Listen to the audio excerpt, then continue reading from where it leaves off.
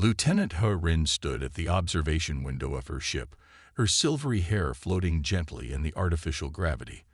The blue-green planet below filled her view, and she couldn't help but feel a mix of curiosity and superiority as she thought about its inhabitants. Her iridescent skin caught the light, creating rainbow patterns on the polished deck beneath her feet. The humans had only recently achieved spaceflight, and their technology seemed laughably primitive to her. She had spent the last 3 days reviewing their military capabilities, and each report made her wonder how they had survived this long. Their weapons still used physical projectiles, actual pieces of metal propelled by chemical explosions. It was like discovering a species that insisted on using stone tools when matter replication was available. "I don't understand," she muttered to herself, scrolling through the data on her tablet. "They have nuclear fusion, but they still use gunpowder." The concept seemed backward to her people, who had developed pure energy weapons centuries ago. Their weapons could break down matter at the molecular level, clean and efficient, without the mess of physical ammunition. Officer Kehoe approached from behind, his footsteps nearly silent on the deck. His antennae twitched as he came to attention, a habit he had never managed to control. "Lieutenant, the preliminary scans are complete. We've mapped their major military installations and weapons factories." He turned to face her second-in-command. Kehoe had served with her for 5 years, and she trusted his judgment completely. His gray skin was a shade darker than hers, and his uniform bore the marks of someone who had earned his position through hard work rather than political connections. "Show me," she ordered, moving to the holographic display at the center of the bridge. The image of Earth floated before them, with thousands of red dots indicating military sites. "That's a lot of weapons manufacturing." Kehoe nodded, his antennae moving in agreement. "They seem obsessed with developing new ways to throw metal at each other. We've detected over 50 different calibers of ammunition in common use, each designed for specific purposes." "Wasteful," He said, shaking her head. "One proper energy rifle could replace all of this." She waved her hand through the hologram, scattering the red dots. "Still, orders are orders. We need to make contact and assess their military capability, even if it's just a formality." The bridge crew worked quietly around them, preparing for their descent to the surface. They had already chosen their landing site, a military base in a region the humans called Nevada. The local authorities had been notified and had agreed to host their delegation. "Lieutenant," one of the sensor operators called out, "I'm detecting something strange in their orbital defense network." The young officer's antennae were practically vibrating with confusion. He moved to his station, leaning over his shoulder to look at the readings. "What kind of strange?" "They have satellites that appear to be nothing but heavy metal rods. No propulsion, no explosives, just metal." Kehoe joined them, his expression puzzled. "Perhaps they're construction materials." He frowned, studying the data. The rods were made of tungsten, positioned in high orbit. Something about their placement seemed deliberate, but she couldn't understand their purpose. "Flag it for further investigation, but it's probably nothing important. How could simple metal rods be a threat?" The descent through Earth's atmosphere was smooth, their ship's advanced shields handling the friction with ease. As they approached the designated landing zone, He observed the gathered human vehicles and personnel. They had brought tanks and artillery pieces, apparently wanting to show off their military might. "Look at those things," one of her crew members whispered. "They still use tracks and wheels for ground movement." The comment drew several subtle laughs from the bridge crew. He kept her amusement professional, but she had to agree. Their own military vehicles floated on gravity fields, silent and smooth. These human machines looked like they belonged in a historical museum. As their ship settled onto the desert floor, He prepared herself for first contact. She had studied human customs and knew they would expect certain formalities. "Kehoe, make sure the translation systems are working perfectly. We don't want any misunderstandings." "Already done, Lieutenant. though I must admit, their languages are surprisingly complex for such a young species. Harin straightened her uniform one last time and checked her appearance in a reflective panel. Her silver hair was perfectly regulation length, her uniform spotless. The iridescent sheen of her skin was at its most impressive in Earth's sunlight, which would help reinforce their technological superiority. "Remember, everyone," she addressed her crew, "we are here to observe and assess. No matter how primitive their technology seems, we treat them with diplomatic respect." She paused, allowing herself a small smile, even if they are still throwing rocks at each other. The airlock cycled, and Earth's dry desert air filled their entry chamber. Through the opening door, Harin could see the human delegation approaching. They wore what she assumed were their formal military uniforms, adorned with colored ribbons and metal pins. "Well," she said quietly to Kehoe, "let's go see what these humans consider to be impressive weapons." Her voice carried that slight hint of condescension she couldn't quite hide. As they prepared to exit the ship, Harin felt a strange mix of emotions. Part of her was excited to meet a new species, to learn about their culture and development. But another part of her felt almost sorry for them, still struggling with such basic technology. She had no idea that in just a few hours, these humans would completely change her understanding of what constituted effective warfare. Kehoe checked his data tablet one last time. "All systems are recording, Lieutenant.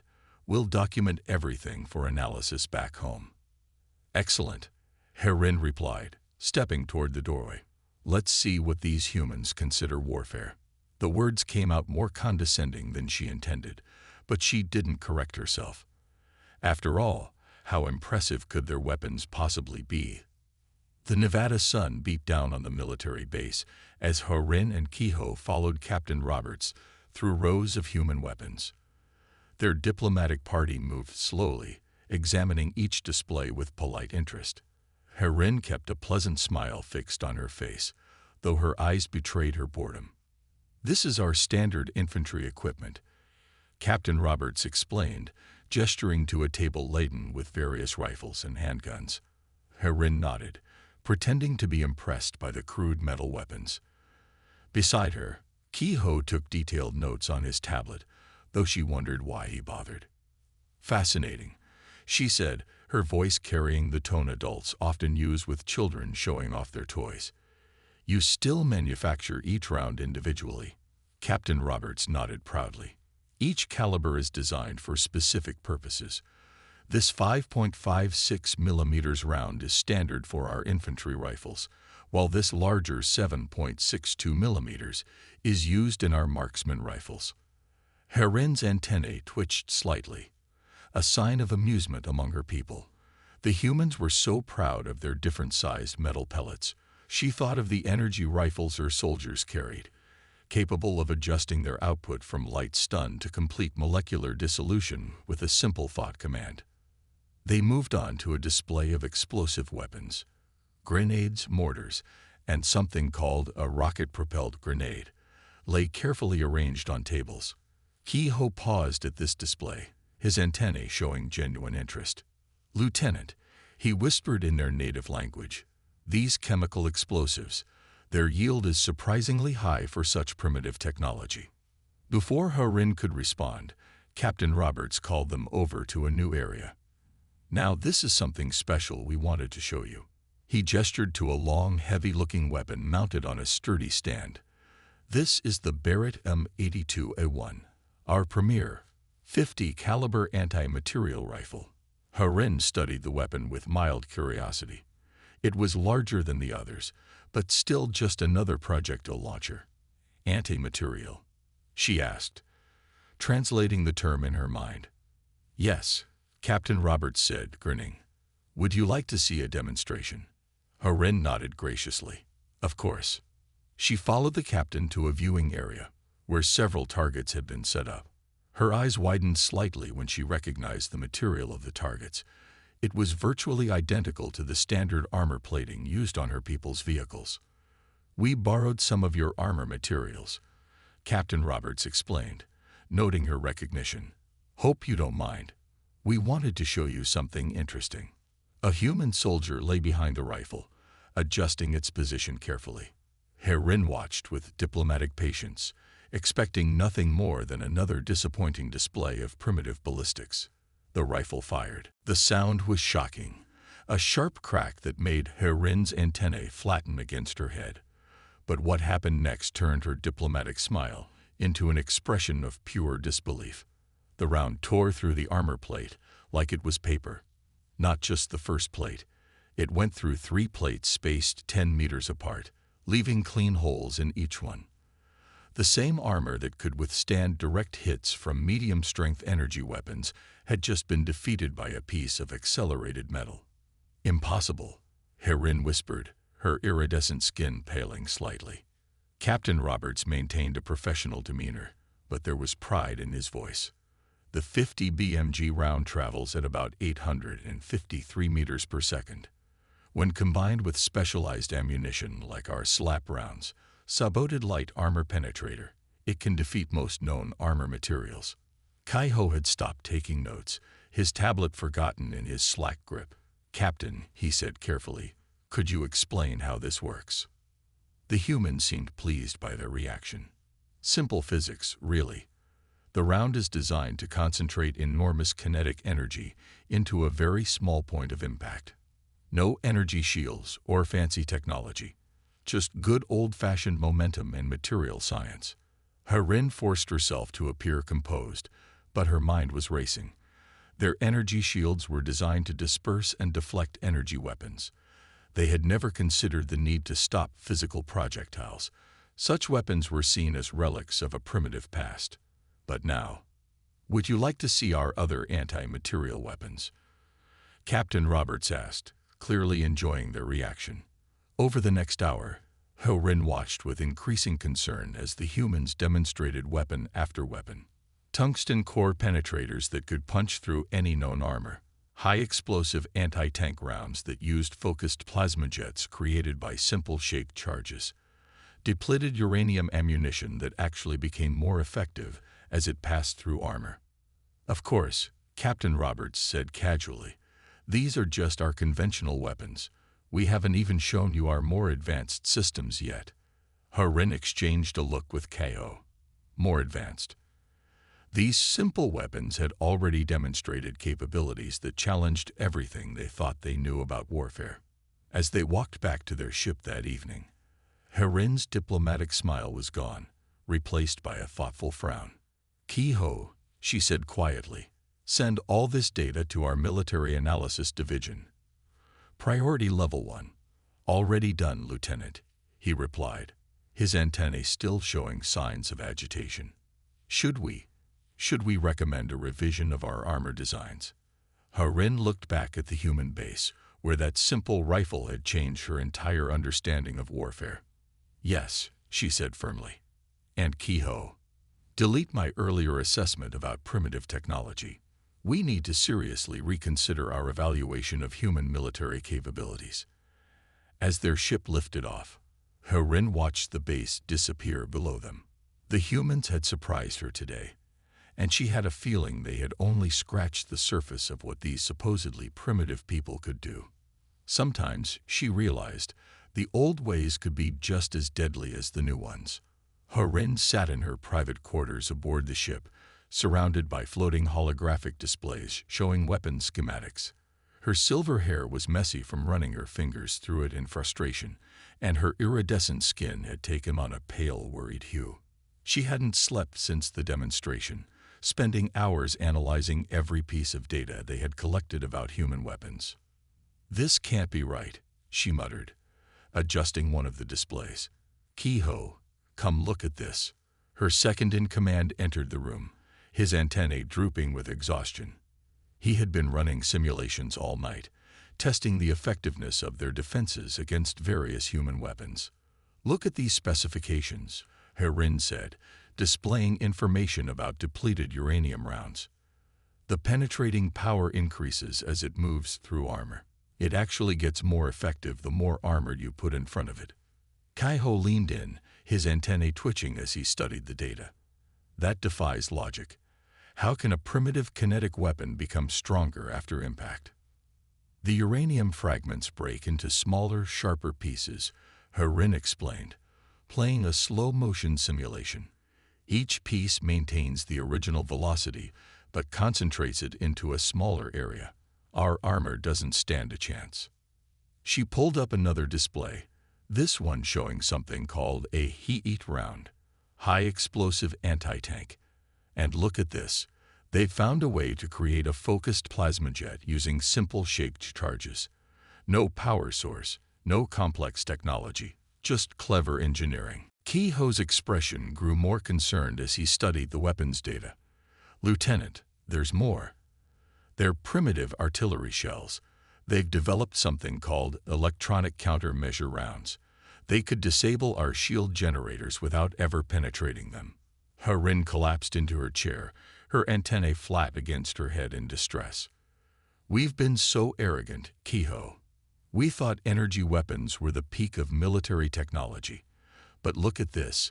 They have hundreds of different weapon types, each perfectly designed for its purpose. She brought up more displays. Tungsten carbide penetrators, thermobaric weapons, electromagnetic pulse devices, and something particularly worrying called clustered scaffold rounds that could defeat layered armor by changing shape during flight. Their entire approach to warfare is different from ours, Kehoe observed. We focused on making our weapons more powerful. They focused on making them more clever. Harin nodded, bringing up a comparison chart.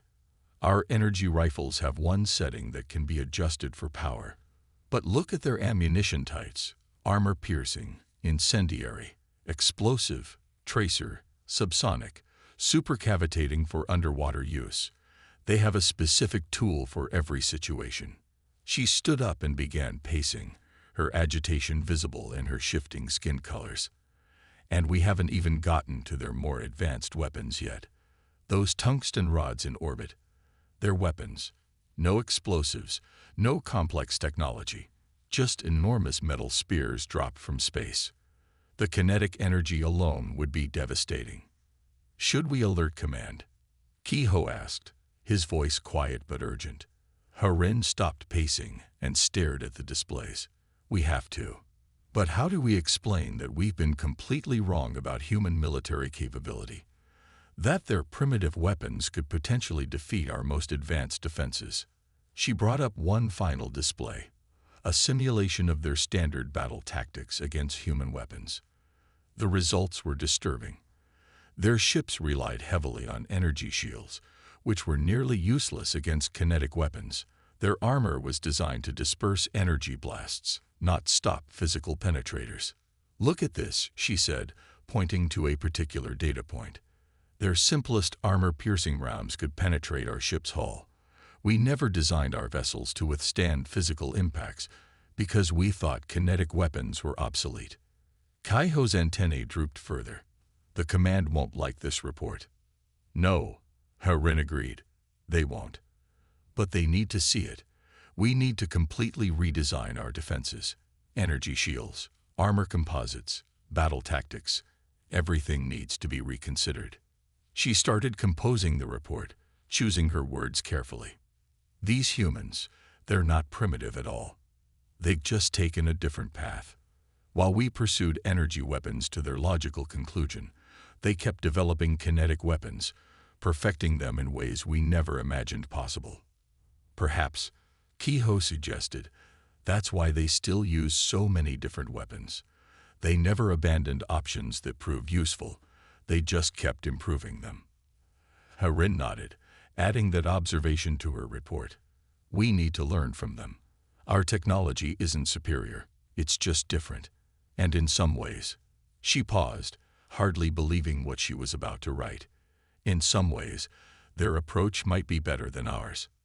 She sent the report, knowing it would cause an uproar in the command. But the evidence was undeniable. The humans weren't primitive. They were dangerous. And if they ever decided to turn their clever, devastating weapons toward the stars, Harin's people needed to be ready. What do we do now? Kehoe asked. Harin looked at the displays one last time before shutting them down. Now, we learn everything we can about human weapons, tactics, and engineering. Because I have a feeling we're going to need that knowledge someday. The stars outside her window seemed different now, less peaceful and more threatening. Somewhere out there, humanity was continuing to develop their primitive weapons, and Herin couldn't help but wonder what they would come up with next. The emergency alarms blared through the observation station, their harsh sound making Herin's antennae flatten against her head. She rushed to the command center, her iridescent skin pulsing with anxiety. The screen showed dozens of warships appearing near the human colony of New Eden. "Status report," she demanded, taking her position at the central command station. Kaiho's fingers flew over his console. "Stellar Dominion warships, at least 30 of them. They've already begun their attack on the colony's outer defenses." His voice was tight with concern. The humans weren't prepared for a space battle. Most of their ships are still under construction. Herin watched in horror as the Dominion ships launched their first assault. Their energy weapons lit up space like artificial stars, hammering against the colony's defensive installations. The human ships that managed to launch were badly outgunned, their conventional weapons splashing harmlessly against the Dominion's energy shields. "Their shields," Kaiho noted, his antennae twitching in recognition. "They're the same type as ours." Herin's fingers tightened on her datapad until her knuckles turned pale. She knew what that meant. The same shields that had made her people feel invincible. The same technology they had mocked humans for not possessing. But she also knew something else, something that made her heart race. "Get me a direct line to the human military command," she ordered. "Now." "But Lieutenant," one of her officers protested, "our orders are to observe only. We can't interfere. People are dying." Herin snapped, her skin flashing with anger. "And I know how to stop it." The communications officer hesitated for just a moment before establishing the connection. The face of General Chen appeared on the main screen, his features tight with stress. "Lieutenant Herin," he said curtly, "we're a bit busy at the moment." "General, listen to me," Herin interrupted. "Your conventional weapons aren't working because their shields are designed to stop energy weapons and explosive force. But you have something that can penetrate them easily." Understanding dawned on the general's face. "The kinetic weapons. Yes, your railguns, your mass drivers, even those orbital tungsten rods. Their shields won't stop simple physical projectiles. They never thought they needed to." The general's eyes narrowed. "You're certain about this?" "Their shield technology is identical to ours," Herin explained quickly. "We never designed them to stop kinetic weapons because we thought they were obsolete. The Dominion made the same mistake." The general turned away, barking orders to someone off-screen. When he looked back, there was a grim determination in his eyes. "Thank you, Lieutenant. You may have just saved a lot of lives." The next few minutes were tense as they watched the humans scramble to respond. The Dominion ships pressed their attack, confident in their superior technology. They never saw the real threat coming. The first sign of change was a series of launches from Earth's surface. Massive railguns, originally designed for asteroid defense, now aimed at the Dominion fleet. The attacking ships didn't even try to dodge. Why should they? Their shields could handle any energy weapon humans could devise.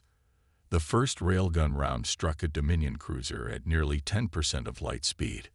The shield flared brilliantly and did absolutely nothing as the tungsten penetrator punched straight through the ship from bow to stern. "Look at their reaction," Kaiho said, his voice filled with professional admiration. "They don't understand what's happening." The Dominion fleet's formation broke as more kinetic rounds tore through their ships. Their shields, designed to disperse energy weapons, were useless against simple physics. Mass times acceleration equaled devastation. Then the humans deployed their secret weapon. The orbital platforms that Herin had dismissed as simple metal rods. Now she watched as they dropped from orbit, accelerating toward the Dominion ships. The rods hit with the force of small nuclear weapons, but without any energy signature for the shields to detect and deflect. "They're retreating," Kaiho announced as the Dominion ships began to jump away. They've lost almost a third of their fleet. Harin let out a breath she hadn't realized she was holding. On the screens, human ships were moving to secure the area, their simple kinetic weapons having proved more effective than all the Dominion's advanced technology. "Lieutenant," Kehoe said quietly, "Command won't be happy that we interfered." Harin watched as rescue ships headed toward the damaged sections of the colony. "No," she agreed, "they won't. But I couldn't stand by and watch people die when I knew how to save them." The general's face appeared on the screen again. "Lieutenant Harin, I don't know what consequences you'll face for helping us, but I want you to know, you helped save millions of lives today." Harin's skin rippled with emotion. "Sometimes, General, the right thing to do isn't the proper thing to do." As the adrenaline of battle faded, Harin knew there would be consequences for her actions, but watching the human rescue operations, seeing the lives that had been saved, she couldn't bring herself to regret it. Sometimes the most advanced solution wasn't the best one. Sometimes you just needed a really fast piece of metal. "Kehoe," she said, "prepare a full report on the battle. Command needs to understand, we can't keep underestimating humans or their technology. They may do things differently, but they're far from primitive." The stars outside seemed a little different now, a little more dangerous. But Harin felt strangely optimistic. Today had proved that sometimes the old ways were the best ways, and that pride in advanced technology could be a deadly weakness. The military command center hummed with activity as Harin stood before the assembled human officers. Her silvery hair was slightly disheveled, and her iridescent skin flickered with nervous energy. She had just spent hours transmitting detailed technical data about Dominion shield systems to the human military, breaking nearly every non-interference protocol her people held sacred. Kehoe stood beside her, his antennae twitching as he helped display the technical specifications on the large screens. The human officers leaned forward, their faces intense, as they studied the shield schematics. "The weakness is fundamental to the design," Harin explained, pointing to the energy dispersion patterns. "Your kinetic weapons will pass right through their shields. They never designed them to stop physical projectiles. They considered them obsolete, just as my people did." General Chen studied the data carefully. "And you're certain their entire fleet uses this shield design?" "Yes," Harin confirmed. "It's considered the peak of defensive technology among the spacefaring races. Energy shields that can stop any known energy weapon." She paused, allowing herself a small smile. "But they can't stop a simple tungsten rod moving at high speed." The humans worked quickly, adapting their weapons for space combat. Harin watched in amazement as they modified their primitive railguns and mass drivers for vacuum operation. They mounted kinetic weapons on their ships, developed new targeting systems, and prepared their orbital defense platforms. "We've never seen anything like this," Kehoe whispered to her as they watched the humans work. "The speed at which they adapt." The Dominion fleet returned 3 days later, confident in their superior technology. They emerged from hyperspace in perfect formation, their energy shields glowing with power. Their commanders had no way of knowing that the humans were ready for them this time. The battle began with the orbital defense platforms, massive tungsten rods, accelerated by gravity and simple rocket boosters, slammed into the Dominion ships.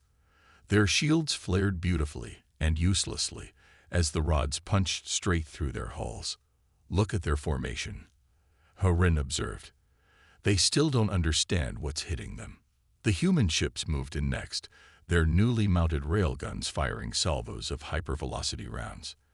The Dominion ships, designed to withstand energy weapon barrages, had no defense against simple physics.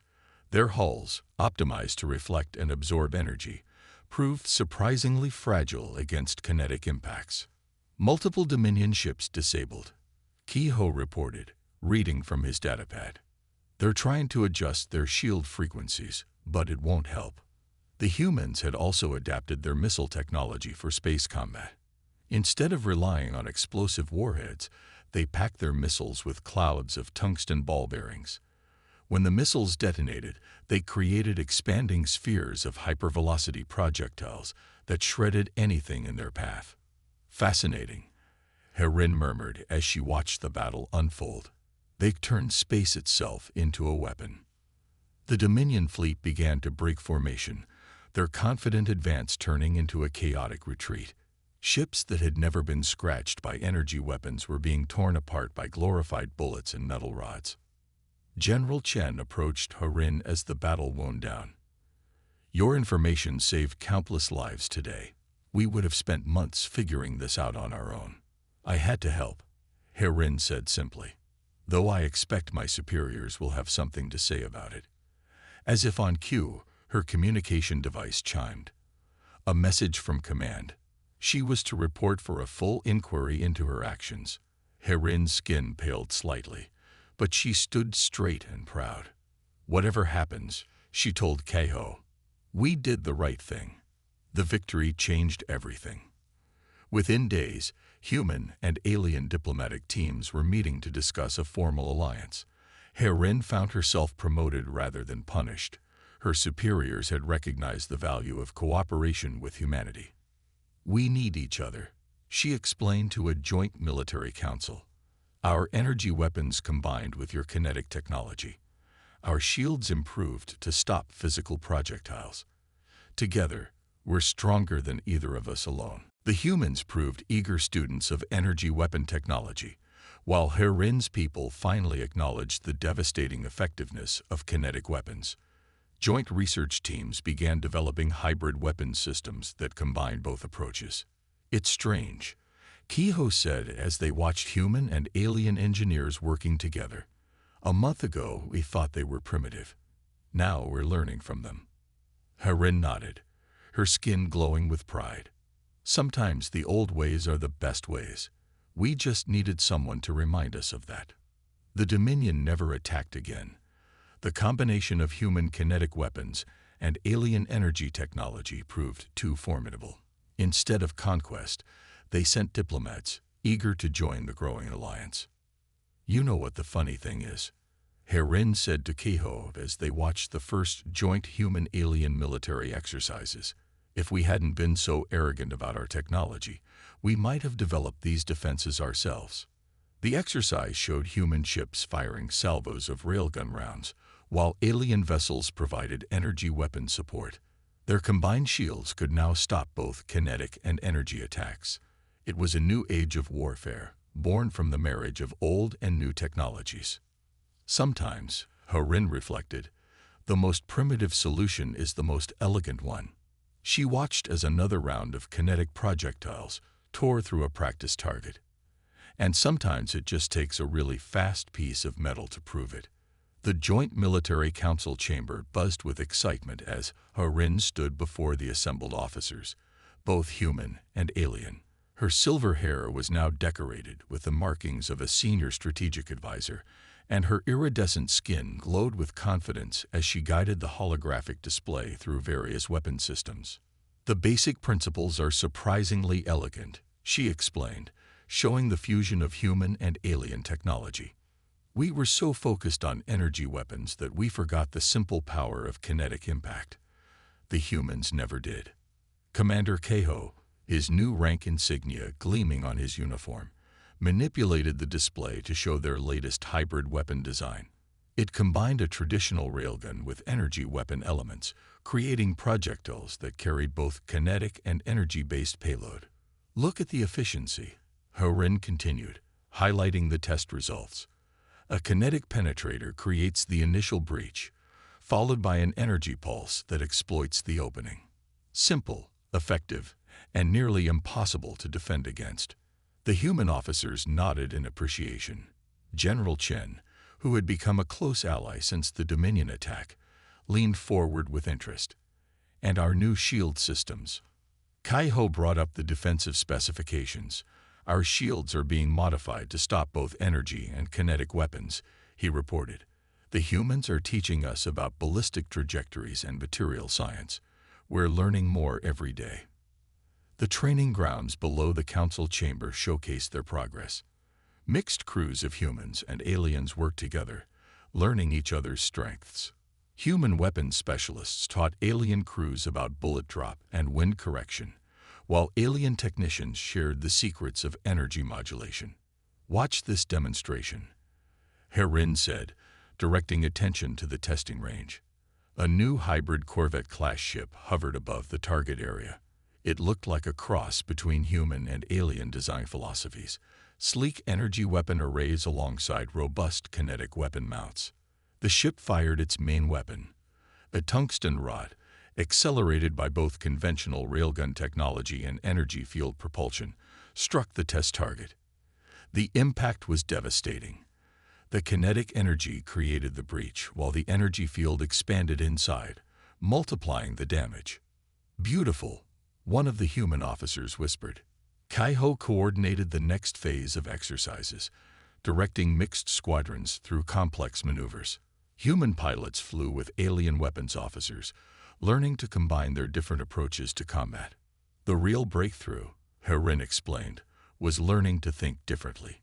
We had to abandon our preconceptions about advanced technology. She brought up comparison data. "Look at this, a simple kinetic round, guided by our energy field technology. Humans provided the projectile. We provided the guidance system. Together, we created something neither of us could have made alone." The council members studied the results with growing excitement. The hybrid weapons were proving more effective than anyone had expected. Even the most advanced pure energy or pure kinetic weapons couldn't match their performance. "There's something poetic about it," Keiho observed during a break. Two civilizations, each thinking they had the superior approach to warfare, learning they were both only half right. Herin nodded, watching a human instructor teach alien cadets about ballistic calculations. "We thought we were so advanced, but we had forgotten fundamental physics. The humans never did. They kept improving their primitive weapons while we chased energy weapon perfection." The revolution wasn't just in weapons technology. Their entire approach to warfare was changing. Human tactical doctrine combined with alien strategic theory created new battle plans. Ships were redesigned to carry both weapon types effectively. Even their training programs were revolutionized. "The most exciting part," Herin told the council, "is that we're just beginning. Every day brings new innovations, new combinations we hadn't considered." She displayed their latest project, a defense system that used kinetic impacts to generate energy fields, creating a layered protection that was nearly impenetrable. It was the kind of innovation that could only come from true cooperation. "We're stronger together," Keiho said, summarizing their progress. "Our different approaches don't make either of us primitive or advanced. They make us complete." The council session ended with unanimous approval for expanded joint operations. As the members filed out, Herin stayed behind, staring at the display of their new hybrid ships. "Thinking about how far we've come?" Keiho asked, joining her. "Thinking about how wrong we were," she replied. "We almost missed this opportunity because of our pride. If the Dominion hadn't attacked." "Sometimes we need a crisis to show us the truth," Keiho said, wisdom in his voice. "And sometimes we need to be reminded that the simplest solution can be the best one." Outside, the training continued. Human and alien crews worked together, learning each other's ways, combining their technologies and tactics. The revolution wasn't just in their weapons. It was in their minds, in their willingness to learn from each other. "You know what the humans taught me," Herin said softly. "Sometimes the most advanced technology isn't the newest. Sometimes it's the one that works." The hybrid Corvette fired another test shot, its combined weapons creating an effect neither species could have achieved alone. It was more than a revolution in warfare. It was a revolution in thinking, in cooperation, in mutual respect. And somewhere out in space, the Dominion fleet kept their distance, wary of facing weapons they couldn't defend against and shields they couldn't penetrate. They had wanted to prove their superiority, but instead they had sparked a revolution that would change warfare forever. Admiral Herin's silver hair caught the morning sunlight as she stood before her class at the Joint Military Academy. 10 years had changed her. Her hair now touched her shoulders, and her iridescent skin carried the subtle patterns that came with age and wisdom. Her admiral's insignia gleamed on her uniform as she gestured to the holographic display showing weapon schematics. The classroom held an equal mix of human and alien students, all wearing the same academy uniforms. It was a sight that would have seemed impossible a decade ago, when she had first encountered human weapons technology with barely hidden disdain. Never assume that different means inferior, she told her students, her voice carrying the weight of experience. She brought up an image of the Barrett .50 caliber rifle that had changed her perspective all those years ago. This weapon taught me the most important lesson of my career. In the back of the classroom, Commander Kehoe watched with a smile. His antennae twitched with amusement as he remembered their first days on Earth, when they had viewed human technology with such condescension. Technology doesn't always advance in a straight line. Harin continued, switching the display to show modern hybrid weapons. Look at this latest design. It combines human kinetic principles with our energy field technology. Neither civilization could have created it alone. A young human cadet raised her hand. Admiral, is it true that you once thought our weapons were primitive? Harin's skin rippled with remembered embarrassment. More than that, I thought your entire approach to warfare was outdated. Then I watched a simple rifle round tear through armor we thought was impenetrable. The students leaned forward, eager to hear more about the early days of human-alien cooperation. Harin showed them footage from the first joint training exercises, when human and alien crews had awkwardly learned to work together. Look at how far we've come, she said, switching to recent combat footage. Human and alien ships moved in perfect coordination, their hybrid weapon systems complementing each other flawlessly. This is what happens when we put aside our prejudices and learn from each other. Kehoe stepped forward to add his perspective. I remember the first time I saw a human artillery demonstration. I thought it was quaint, using chemical explosions to launch metal shells. Now our most advanced ships carry similar weapons, enhanced by our energy technology. A young alien cadet showed Harin his datapad, displaying a weapons design he'd been working on. It combined a classic human shotgun mechanism with alien energy field generators. Harin's skin glowed with pride as she studied the innovative design. This is exactly what we hoped for, she told the class. You're not just copying each other's technology. You're creating something new. The bell rang, signaling the end of class. As the students filed out, Harin noticed more hybrid weapon designs on their datapads. Each one represented a fusion of human and alien thinking, approaches that would have seemed impossible 10 years ago. Remember, she called after them, progress doesn't always look like advancement. Sometimes it looks like remembering what we forgot. After the students left, Kehoe joined her at the front of the classroom.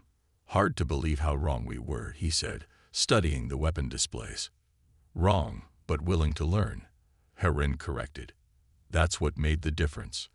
They walked together through the academy grounds, passing training fields where human and alien cadets practiced together. Energy weapons fired alongside kinetic ones, their effects complementing each other perfectly. You know what makes me proudest? Harin asked, watching a mixed squad run drills. They don't see different species or different technologies. They just see fellow soldiers and useful tools. Kehoe nodded, his antennae moving in agreement. They're growing up in a world where cooperation is normal. They'll create things we never imagined possible. In the distance, a new hybrid corvette conducted flight tests, its sleek hull combining human and alien design elements. Its weapon systems represented the best of both civilizations, kinetic punch enhanced by energy field guidance, defensive shields that could stop any type of attack. Progress, Harin mused, watching the ship's graceful maneuvers, sometimes comes from the most unexpected places. She touched the admiral's insignia on her uniform, remembering the lieutenant who had once looked down on human technology. The memory made her smile now. How young she had been, how certain of her superiority. The students asked me yesterday what was the most advanced weapon we've developed, she told Kehoe. I told them it wasn't a weapon at all. It was our ability to learn from each other. The sun was setting over the academy, casting long shadows across the training grounds. In the fading light, human and alien cadets continued their exercises, working together with the easy familiarity of those who had never known anything different. "That's our real legacy," Herin said softly. "Not the weapons or the technology, but this, different species working together, learning from each other, creating something greater than either could achieve alone." Kaiho smiled, his antennae moving in gentle agreement. "And to think, it all started with a simple rifle round." Herin laughed, her skin shimmering with joy. "Sometimes the old ways are the best ways. We just needed someone to remind us of that." The last light of day caught the hybrid corvette as it landed, its hull gleaming with the promise of a future neither humans nor aliens could have imagined alone. Progress, indeed, came from the most unexpected places.